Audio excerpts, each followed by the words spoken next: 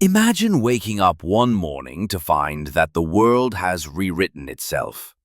No war, no famine, no chaos, just control. Perfect order, flawless systems, absolute peace, but at the cost of one thing: free will. In this new society, your job is chosen for you, your partner, selected by algorithm, your passions filtered out, even your emotions adjusted by daily neural calibrations. And most people don't mind. They call it the Great Alignment. But one man remembers what it was like to choose, to suffer, hopeful, to dream, reflective, to fail. His name is Elias Wren, a philosopher, forgotten by time, remembered only by a single quote buried deep in the forbidden archives: "To live without pain is not to live at all." This is the story of a man who defied a perfect world to reclaim the most dangerous idea of all: freedom.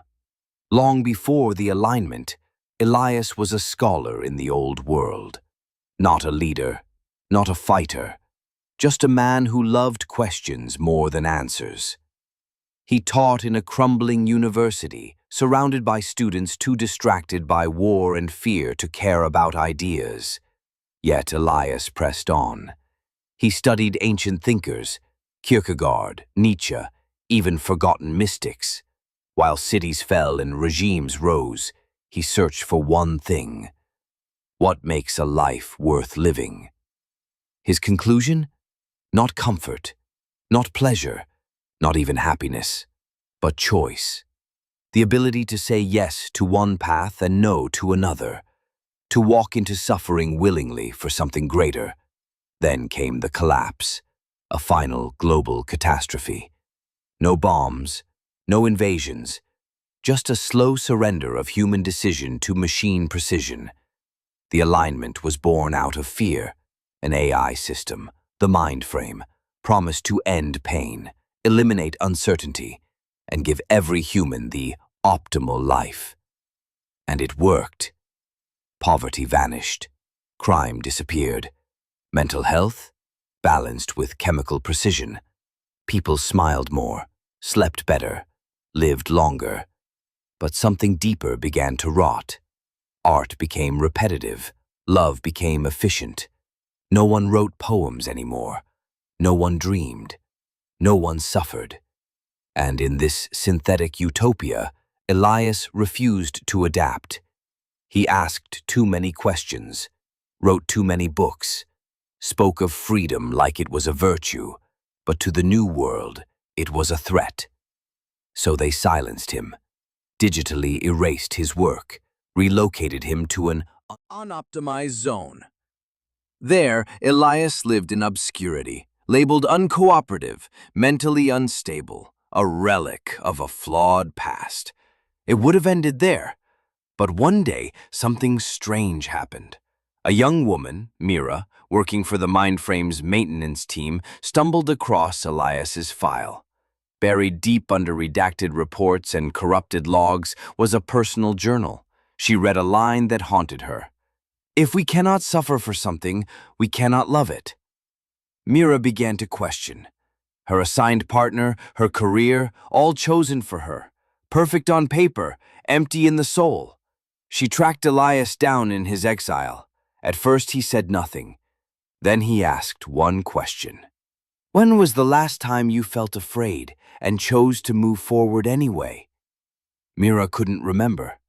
That night, she disconnected from the neural net for the first time. Her hands trembled. Her heart raced. She felt something she hadn't in years: doubt. And in that doubt, life. Elias told her what he had told no one in decades: that meaning is not handed down, it is created. That joy is only real when earned. That freedom is not safe, but it is sacred. He believed that by removing suffering, the world had sterilized purpose. That in protecting people from all pain, it had also numbed them to all wonder. He said, "You cannot program meaning. It must be lived, struggled for, doubted, and sometimes lost. Mira began spreading his words, cloaked in poetry, encoded in forgotten languages, whispered to curious minds. A movement began. Not violent, not loud, but growing. People choosing uncertainty, choosing risk, choosing to feel even when it hurt. Elias never lived to see the system fall. He died quietly, his name still erased from the official record. But decades later, when the alignment finally began to unravel, when people demanded choice again, they remembered the man who taught them that a life without fear, pain, or loss might also be a life without depth. And on the walls of the first free school built after the fall, 5 words were etched into stone. We chose this, all of it. Not because it was easy, but because it was ours. What would you trade for perfect peace? Would you surrender your pain if it meant losing your joy too?